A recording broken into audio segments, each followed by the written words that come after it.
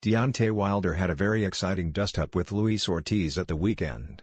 It was easily the biggest test of Wilder's career and credit to him for coming through it. I struggled to give Deontay a round in the fight outside of the 5th, and in the 7th round he was completely gone. The commissioned doctors gave him a much-needed 20 seconds as they assessed him, but he then showed immense heart to come back and stop Ortiz in the 10th round. This was the first real test of Deontay's career, and you have to give the WBC world champion plenty of respect for the way he came through. The fight with Anthony Joshua is unquestionably the biggest fight in world boxing, and anyone that knows me knows how much I would love to stage a fight like that. Also, if you know Anthony, you will know he will fight anyone, but for now there is only one thing on his mind: Joseph Parker in a spine-tingling unification matchup on March 31st. I expect Parker to pose plenty of problems in this fight, perhaps even more than Wilder. If AJ does the business in Cardiff, I believe there is every chance you will see Joshua v Wilder in 2018. The heavyweight division is buzzing right now, and we have two very important fights coming up in Dillian Whyte v Lucas Browne on March 24th at the O2, and Jarrell Miller v Johann Paz on April 28th in New York. Whyte v Browne is going to be an absolute war, and Miller is making plenty of noise stateside.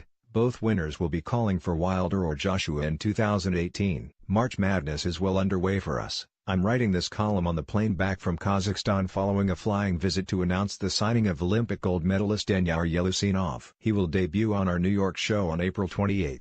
Ask anyone in boxing about this kid. My goodness, do we have ourselves a star. But before we see him, it was great to watch Kell Brook return to devastating form by dispatching Sergey Rabchenko in just 2 rounds on his 154 pounds debut. He's been through a tough time, and there were plenty of nerves in the team and the crowd, but Kell put on a punch-perfect performance and sent a message to the division. He will be an eagle-eyed spectator when Amir Khan returns to the ring on April 21st in Liverpool, but is already back in the gym looking for a summer date. WBC holder Jermell Charlo called out Brook at the weekend, and I've already made contact with the camp to see if there is an offer for Kell to fight the champion. Errol Spence also teased the rematch at 154. That's a fight I'd love to see.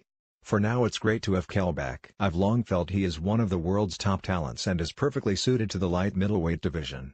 From the undercard, we will now look for another crack at the world title in 2018 for Gavin McDonnell. My view is he put in a career-best performance in beating unbeaten GB star Gamal Yafai.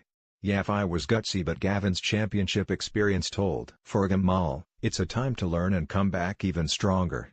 I'm going to work hard to try to deliver another shot for Doncaster's Dave Allen, who suffered a bad cut after a clash of heads in the opening round of his Commonwealth heavyweight title fight with Lenroy Thomas. The fight was deemed a technical draw.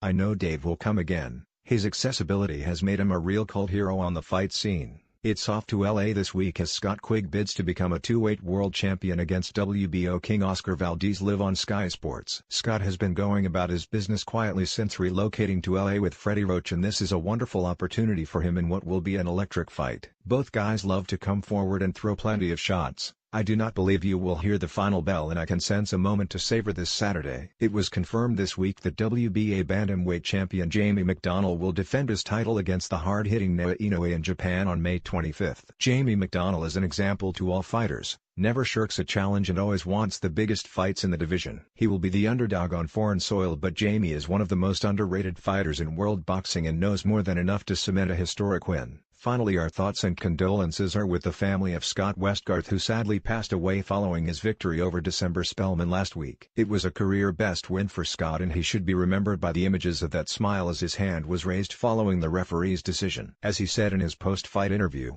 he did it because he loves it, and he will be sorely missed by the boxing community. We must never take for granted the courage these fighters have and the risks involved in a sport we love. Rest in peace, Scott Westgarth.